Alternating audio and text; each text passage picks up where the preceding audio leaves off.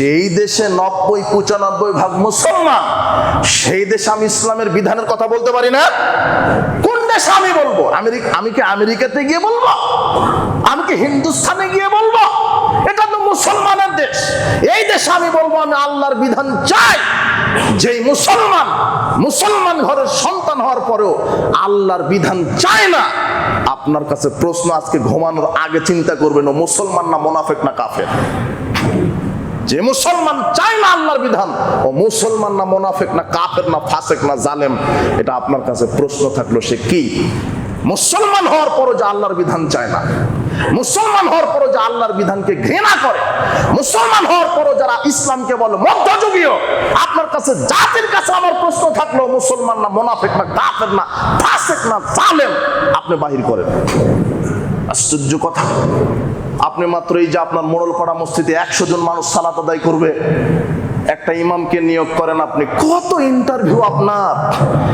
ইমাম সাহেবের দিনদারিটা ঠিক আছে কিনা, 5 ওয়াক্ত সালাত আদায় করে কিনা, কোরআন তেলাওয়াত শুদ্ধ কিনা, বক্তৃতা ভালো দিতে পারে কিনা, এটা ইন্টারভিউ নেন না আপনি? সার্টিফিকেট আছে কিনা, দাওরা কামেল পাস কিনা, মাদানি কিনা, কত ইন্টারভিউ। মাত্র 100 জন লোকের ইমামতি করবে না? এই 100 জন লোকের ইমাম নিতে এত ইন্টারভিউ। এর একজন এমপি মন্ত্রী নির্বাচিত হয় লক্ষ লোকের জন্য, কিন্তু বাংলাদেশের এই জাতি এরা নির্বাচনই করলো না আমি যাকে এমপি করছি ওর নামাজ পড়ে কিনা, ওর মুখে দাঁড়িয়ে আছে কিনা, কিনা বদমাশ কিনা কিনা কিনা দুর্নীতিবাজ কিনা, জাতি এখনো নির্ণয় করেনি। সেই জাতির নেতা হবে কেমন? রাসূল সাল্লাল্লাহু আলাইহি ওয়াসাল্লামের একটা হাদিসের ভাষাতে বোঝা যায়, যেই দেশের জনগণ যেমন নেতা হবে তেমন। যেই দেশের জনগণ যেমন নেতা হবে তেমন। আল্লাহর নবী বলছেন সাল্লাল্লাহু সিরাহা আলা খায়রিহা, আল্লাহ রাসূল বলছেন যে অযোগ্য লোকদেরকে যোগ্য লোকের উপরে নেতৃত্ব দিবে। অযোগ্যরা কাদের উপরে নেতৃত্ব দিবে? যোগ্য লোকদের উপরে। আপনি কি ডিসি কাকে বলে জানেন কি? ডিসি, তিনি একটা জেলার প্রশাসনিক ক্যাডার প্রধান, ডিসি। এই ছেলেরা তোমরা জেনে নিও যে প্রশাসনিক কার ক্ষমতা কত, এডিসির কত, ডিসির কত, ইওনোর কত, এসিল্যান্টের ক্ষমতা কত, যারা জয়েন্ট সেক্রেটারি আছে তাদের ক্ষমতা কি, যারা অ্যাডিশনাল সেক্রেটারি আছে তাদের ক্ষমতা কি, যারা ডেপুটি সেক্রেটারি আছে তাদের ক্ষমতা কি, জেনে নিও। ডিসি মানে একটা জেলার একটা প্রধান। এই ডিসিটা উঠা বসা করে ওই এসএফসি পাশের একটা মন্ত্রীর কথাতে। কত বোঝা গেল না মনে কথা? আমার কথা কি, বাংলা কথা কি বুঝতে পারে? ডিসি কার তত্ত্বাবধানে চলছে? একটা এমপির কথাতে চলছে, ওটা আমার লোক। তখন ডিসি মানে 1 মিনিটে যে কয়বার স্যার বলে আপনি শুধু দেখলে বুঝতে পারবেন। অথচ এসেছে 5 বছরের জন্য। কথা বোঝা গেল না মনে হয় কথা? মসজিদ করেছেন 10 তলা, মসজিদের সভাপতি বেনামাজি এনেছেন মাদানিকে দিয়ে খুতবা দিচ্ছেন। ওই বেনামাজি সভাপতি মাদানিকে পরিচালনা করে। কথা বোঝা গেল না কথা?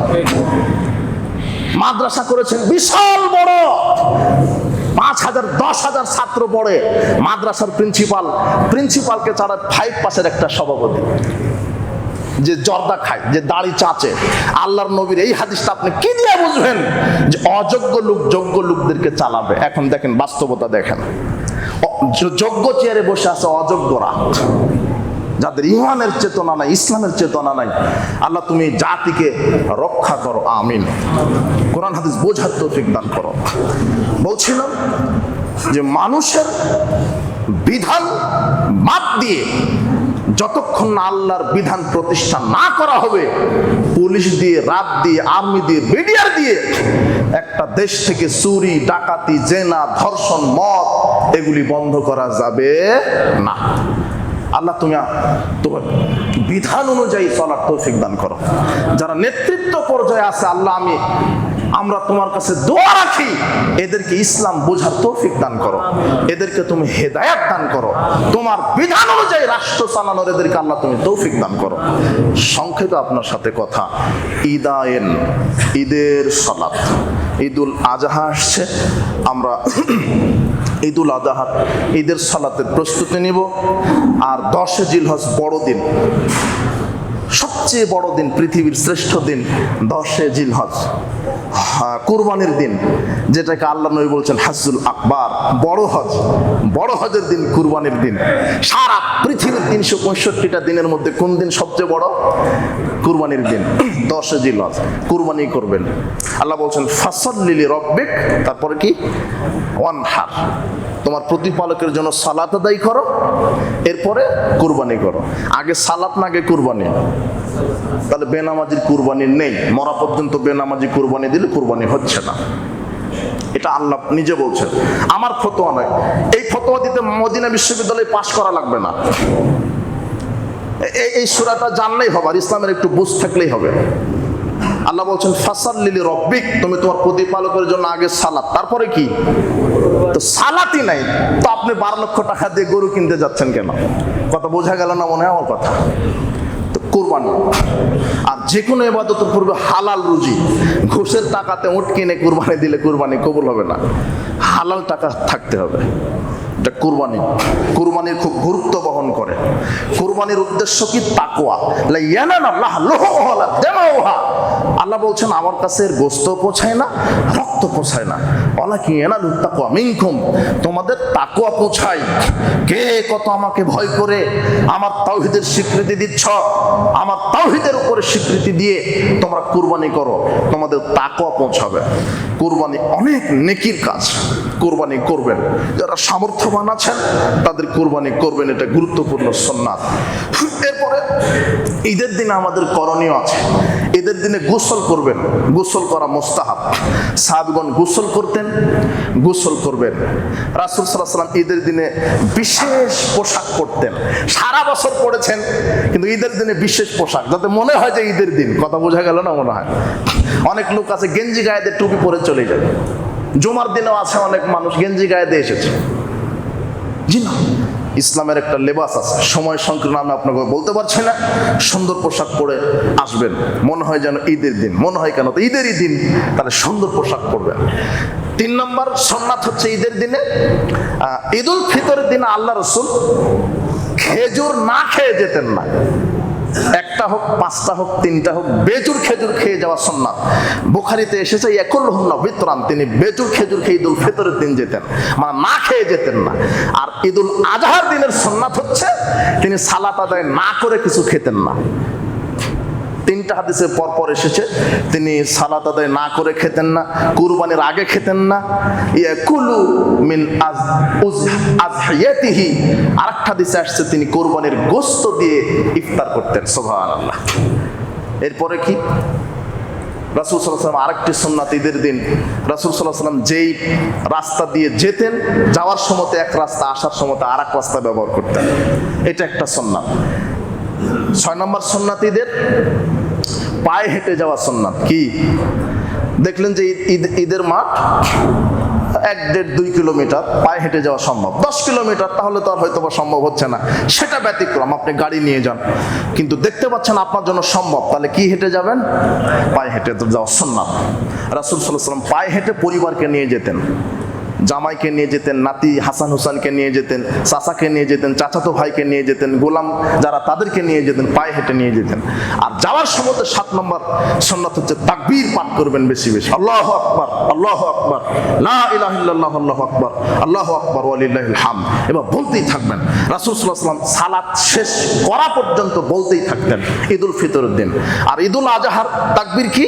ওই যে যেদিন চাঁদ উঠেছে সেদিন থেকে নিয়ে 13 জিলহজ পর্যন্ত একেবারে যত করতে পারেন, এটা আম। আর খাস সাহাবীগণ বেশি বেশি করতেন 9 জিলহজ ফজরের সালাত থেকে 13 জিলহজ আসর সালাত পর্যন্ত। প্রত্যেক সালাতের পরে হাটে বাজারে জোরে জোরে তাকবীর পাঠ করতেন, তাহলিল করতেন। লা ইলাহা ইল্লাল্লাহ, আল্লাহু আকবার, আল্লাহু আকবার, লা ইলাহা ইল্লাল্লাহ, আল্লাহু আকবার, আল্লাহু আকবার ওয়া লিল্লাহিল হামদ। এইভাবে তিনি তাকবীর পাঠ করতেন। এটা ঈদুল আজহার তাকবীর।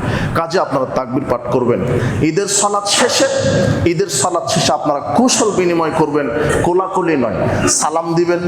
অথবা সাহাবীগণ দোয়া বলতেন, আল্লাহুম্মা তাকাব্বাল আল্লাহু মিন্না ওয়া মিনকুম, তোমাদের আমাদের সবার ঈমান আমল আল্লাহ কবুল করুন, আমিন।